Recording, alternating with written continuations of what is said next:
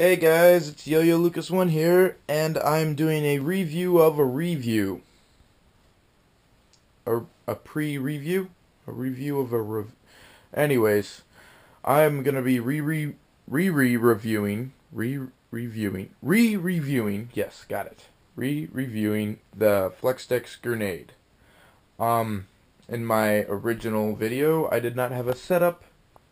Well, I did have a setup, but it wasn't what everyone would call a good setup for it.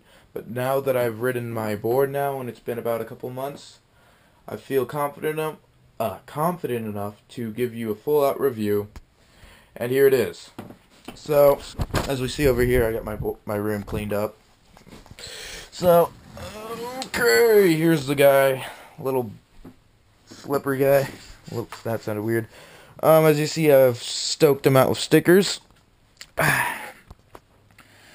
Alright, so I got 139s, stage 10 independents. As we know with independents, their bushings suck.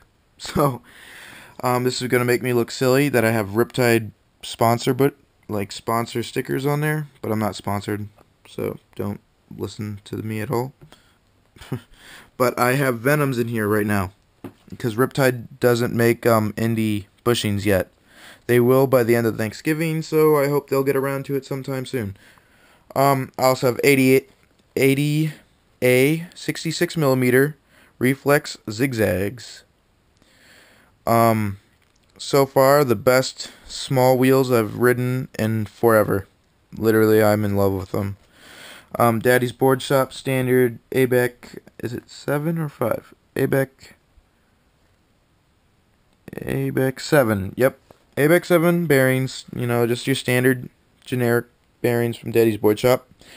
By the way, the washers are Daddy Board Shop washers. You know, they don't dig in as much. By the way, these are the softest double cone, small cone on top, small cone on bottom. This is the softest Venom. I think it's just their standard bushings. But they're really soft. Softer than they should be for me. But they're working, because they're on my little brother's board. He's like only 6. But anyways, they're working just fine. Also replaced the pivot cups with Kairos. The soft ones, you know. Wedged, just Daddy's Board Shop standard wedge soft risers, 1/2 inch. Because without the 1/2 inch, these 66 would not fit at all. And I like wedging. It just adds a little bit of suspension dampering to it. They also 1 inch 25.25 bolts by Daddy's Board Shop, dank style. These are really nice. I like them. And let's get into the board specs. The board is going to be 23 inches long, 8 inches wide at the widest point of the board. Your foot placement's going to probably be around over the bolts. Probably not over. It's really tippy if you do, because especially if you're turning the rear, this thing likes to flip on you. So keep your feet over, and if you can, kind of squeeze them up. By the way, buying wedged trucks, if you wedge them out like I do, they increase the turning radius. So with this small board, soft bushings, and the turning radius, this thing carves like a dream. If you're not a carving type, or if you want more of a stable ride, you can always flip these, and it gives it more stable. Because having these with just flat risers is still pretty turny. I'm just a turn freak. You're gonna probably not want to go to the 70mm or up. You're gonna stick into your 60s. I was talking to the guy at Daddy's Board Shop. He was like, "You're probably pushing with the 66mm."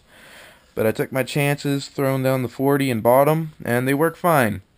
Another thing, if you have big Goliath feet like me, your shoes are gonna be here. I'll use my sandals. I don't have my tennis shoes up.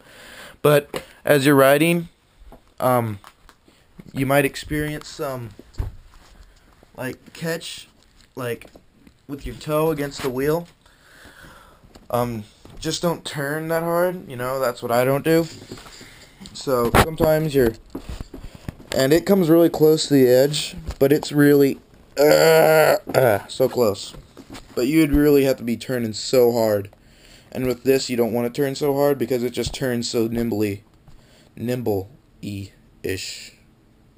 But anyways, these are it. It's not that high. In fact, it's really low. Here, I'll compare it to my L37. Move that camera out of the way. Here's my L37. It has half-inch risers, angled again, so they turn more. And as you can see, it's just below it. And there's your comparison. As you can see, it's kind of bowed, just because it's thinner fiberglass than the L37. As you can see, that's a great comparison. So, it's going to bow a little bit. If it does do that, you can always flip it and just ride on the non-grip side, and it will bow it back easily. It's not that hard to bow it back. Another thing to point out, it's really flexy, so I'll point that out here. Board flex is now I'm 200 pounds, so, but I ride it to school every day. It's a great little campus cruiser, smallest I've ever ridden.